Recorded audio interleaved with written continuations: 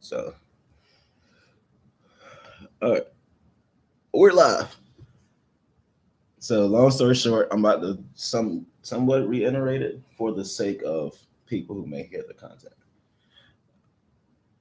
What I heard was the reason why you want to join law enforcement, or sorry, yeah, the reason why you want to join law enforcement is for one, the adrenaline, two, the desire to feel like you're contributing to society as a whole, and three, because of the endangerment and that potential chance of giving to the community instead of creating a problem in the community. All right. And also, you said that you want to join the military, but you want to use the military as a stepping stone to get you into the police force. Exactly. Okay. Well, all great points. And logically, it makes a lot of sense. And like I told you plenty of times before, bro, for your age and even before you got to where you are now, to where I met you, I can tell that you've always been a logistics person. You know what I mean? And unfortunately, most people your age or younger, because I was once there, have not been a logistics person. They're more so here and now people. Get this done now, worry about the plan later. Where you're more, you go by the code. If you fail to plan, you plan to fail. As long as you have a plan and a method of attack for that plan, you can succeed. Like I said, I'm 30 and I'm still battling the same conflicts that you're going through at 22, mainly because 98% of our community don't think like us. You know, like if you had another you when you were younger, you would be on your right path to success right now. Instead, we come across people in this world that's always negative minded, if you will. They're like, oh, well, that's just stupid. Why would you want to do that way? And my mindset and respond to that would always be, it's not your plan, so I don't fully expect you to understand it. What I do expect from you, however, is to support it, because that mental and emotional support, and even if it comes down to physical, like training, even that physical support will lead you to your destination. And a lot of people have that, I will give sound advice, but I will not partake in it. And that's where they fall short in motivating intellectuals. Because with all the advice you can give me in the world, I feel like if you're not partaking in the achievements, then you're not really supporting the achievement. It's kind of like what I was telling you about your auntie, when I said she's telling you what the military will teach you without ever experiencing going through the military. Like I told my mom's not wealthy. Well, she's not rich. Let me rephrase it: rich or wealthy, but she makes decent money. And I tell my mom all the time, I cannot take your advice because you're not where I want to be. Now, her morals that she taught me, I stand on 100%. Her values of how to treat people, I stand on 100%. But the path to success that she tried to lay out for me, I can't follow because clearly it didn't get her to where I'm trying to go. And that's where, like I said, a lot of the queens in the black community drop the ball at. They'll give you all this great advice, but they won't get up with you at 6 a.m. to go run. They won't sit down at the table with you and go over your plan. They won't, they literally will not partake in the plan itself. And that's where we fail as educated or systematic young black men. You hear it all across many platforms of motivational speakers. Any book of wisdom and encouragement, it'll tell you, have a plan, stick to the plan, and execute. Where as black men, we say this is our plan, then somebody else will step in and they'll negate our plan with pieces that they think would fit into the plan. But then when you go to apply your method with their methods to the plan, they're nowhere to be found. You go to make right. You go to make that phone call and you're like, "Hey, I tried to do this and it didn't work," based off of your opinion. Is there something else that you suggest I should try? And then they're out of words. You know what I mean? And like, I don't, was you in here last week when my mom came by? Yeah. You notice how she was like, well, if you can't find people to work with you, just do it alone. Last year, she told me the same thing. My entire life, she's told me that. And I'm still back at the source. As a black man in America, no matter how structured I am, no matter how educated I am, and no matter how hard my work ethic is, if the companies that I'm working with or the people I'm surrounded by do not see that I have a support system, they will not be willing to support me, because every successful person has somebody supporting them on some level, not just with words. Like your auntie, she's a department manager at her company. When I go up there to see her, I dress shirt and tie because my image is a reflection of who she is. Her image is a reflection of who I am. When I go up to her job wearing a shirt and tie, that's an automatic symbol of respect. A respect for self first and foremost, because that's really why I do it, was a respect for self.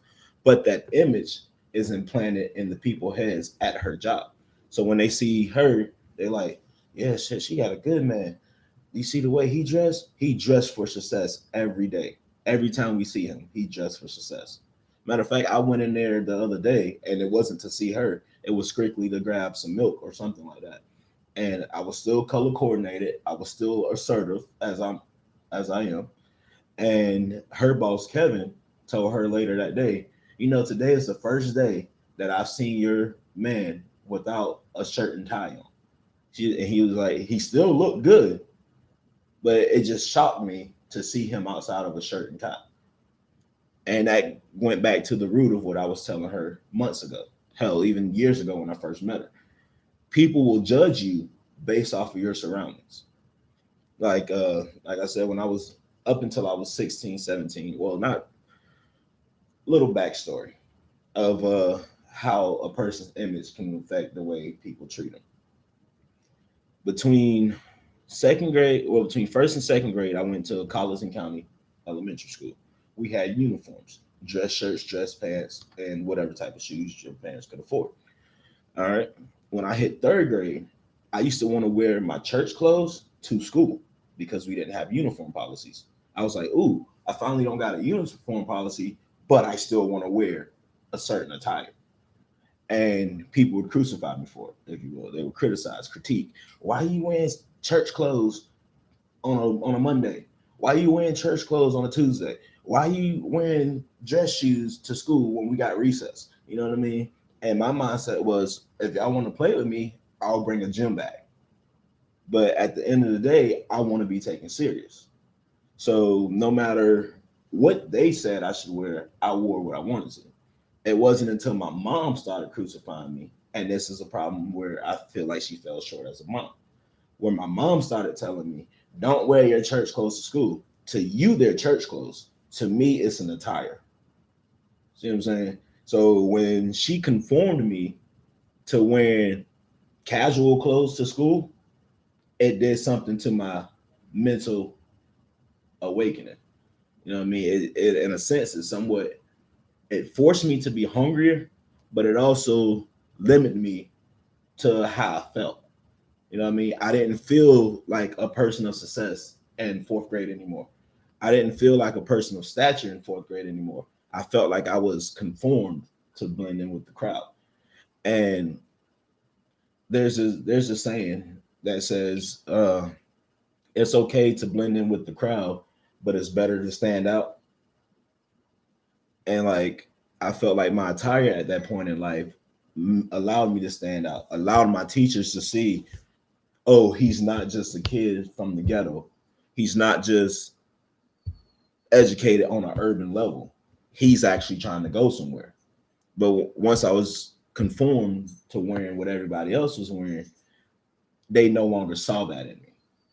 It was like they gave up, even knowing, because like even by the time I got to fifth and sixth grade, it was all casual clothes at this point. So even the new people I encountered did not know my my expectations for self. And even as I explained it, it was still, well, your brother's getting in trouble. Because with a last name like Pope, there wasn't many of us in this town. So when my brother came through, troublemaker. When my older sister came through, smart. So it's like, are you Teresa Pope's brother and Michael Pope's brother? I'm like, yeah. I hope you're nothing like your brother. I was like, I try not to be, like a little playful laugh. And so my grades would show that I'm not like him. But then when he called on me to go do something irrational and I joined in with him, my actions said I'm like him.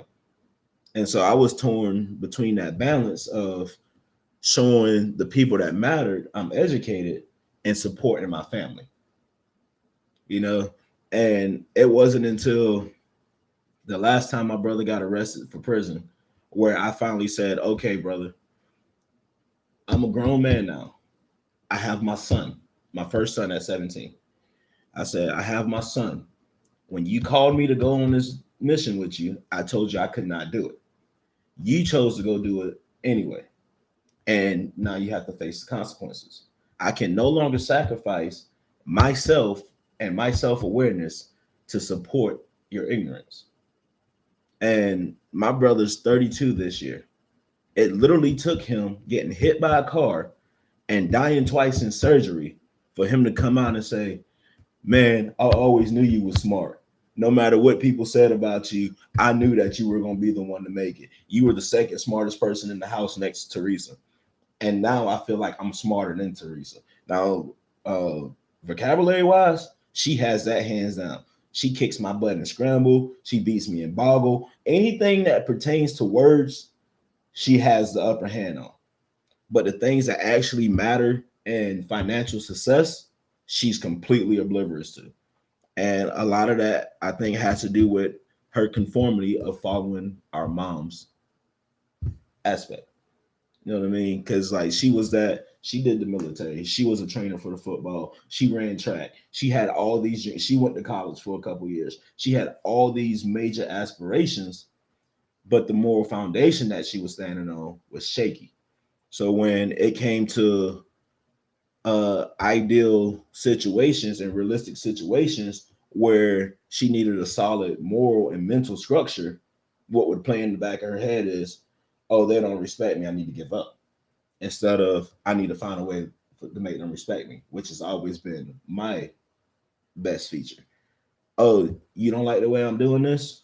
I'll adjust my plan to be accepted by you, but I'm not changing my moral foundation. You know what I mean? Oh, you don't think I've learned enough? Well, give me every book on the subject. Oh, you don't think I'm trying enough? Well, allow me to do every position in the business. You know what I mean? Like it's that goes back to that foundation of hunger that I was speaking of. It's like as an educated black man, as an ambitious, especially as an ambitious young black man, unfortunately, the stereotypes painted against us are not good. And that's why we have to be that difference. That honestly, I think that's what drives people like us more to be that difference. Because like just like your auntie says, oh, well, if everything you've been trying to do hasn't worked, then maybe you should try to conform. The rest of society is doing it. That's what you need to do. The rest of society is the reason why it's harder for me. So it's one of those either give up and be a follower like the rest of society or continue to be a leader. And as long as you know me, I will always push you to be a leader because we need more leaders in our community. Like we can turn on our TV and see Jay-Z and see P. Diddy and Rick Ross and T.I., all these people who once had an urban background become business associates. And that goes back to what I was saying about my demeanor coming up. So by the time I hit fourth grade, I was wearing casual clothes. By the time I hit seventh grade, I found myself in trouble with the legal system, following in the footsteps of my brother instead of keeping my ass in the library where I was at when he called me. You know what I mean? It was like, damn, my brother needs help. And as a man, as a young man who knew what it was like to not have support, I learned a saying, be the person that you needed when you needed somebody. Don't be the person that gave up on who you were trying to be. And that's kind of the approach I take with everybody throughout life now. Well, at that point from about ninth grade up. Is that approach I took. Be the person that I needed when I needed somebody. And even with all my intellect, like I said, I find myself in trouble trying to protect my brother. And this is the same brother who wasn't trying to protect me or support me. So when I finally met a girl, which was Samantha Freeman, when I finally met her and she saw the good in me, that was my official turning point. It said, the streets don't want to support you. Your teachers got faith in you, but they don't know how to guide you. And your family has never really been there for you. But this girl who doesn't know you from a can of paint or a bump on the log is willing to be there for you. Now's a chance to make a change. And from there, I went on to changing my image. I look in the mirror and say, why are people treating me like a thug? And that's when it hit me. Well, duh, Tony, because you don't dress for success anymore. You're wearing red, black, and white, and Air Forces, and Jordans, and Filas, and Reeboks, instead of pinstripe suits like you always admired with the Italians, instead of jet black suits like you've always admired of men at formal dinners and tuxedos. You're not wearing bold suits like Steve Harvey's and Bernie Mac's. You're wearing casual clothes. Not only are you wearing casual clothes, you're wearing clothes too big. Not only are you wearing clothes too big, but you're wearing urban attire. And that's when I said, okay, where should I start? I went and brought me some cargos. I brought like 5 pairs of cargos. I remember it to this day. Still the same color base, essentially. I had a red pair, I had a baby blue pair or powder blue. I had a pair of white ones, a pair of khakis, and a pair of blacks. I said, okay, you got the pants. What's next? Because I was like, you need a pair of shoes to go with these pants. You can't just be wearing fucking Air Forces with these cargo pants. It just didn't feel right for me. So I went down to the local goodies we had and I brought a pair of Sperry's. It's like, bet. Now I feel like somebody. I still was wearing white tees and tank tops with white tees over them, but I felt better from the waist down. You know. Can we pick up on this later? I'm about to take a nap real quick. I hear you. I hear you. Yeah. Wendell this morning, man. I heard about that. I heard about how he came in here and was like, the military will wake you up, blah, blah, blah, blah, blah. Yeah. Irritating. But I was pretty much up for the first 2 hours before I had to get up. It was irritating. When I go in the military, of course, I'll do what I have to do, but that was just. Anyway, so to finish this brief segment off, like I said, I went from casual, baggy, clothes too big, to cargos and Aeropostales and Hollisters to polo.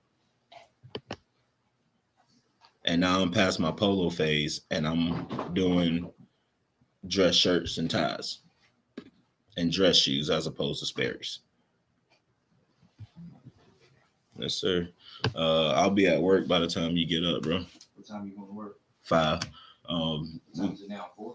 Yeah, 4:45. We got these 2 girls that work at my job who also work at Wendy's during the day, and one of them was starting to complain about how she was scheduled every Monday when that's her only day off from Wendy's.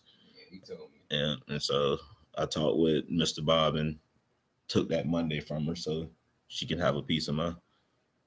All right. I'll see you later. Yes, sir.